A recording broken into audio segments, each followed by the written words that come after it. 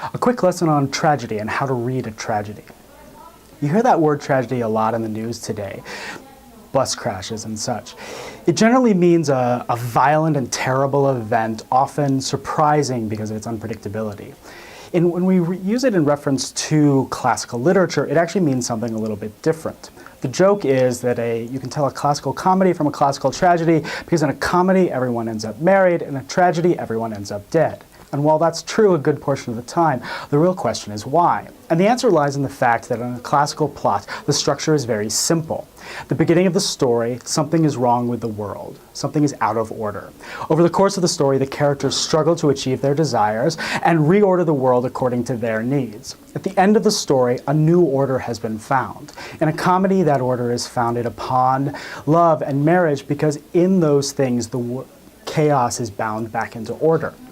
In a tragedy, it ends in a moment of violence or death, but this is not about scaring an audience or making you feel sad. It's about the idea of sacrifice, that this horrible event is a sacrifice that reorders the world.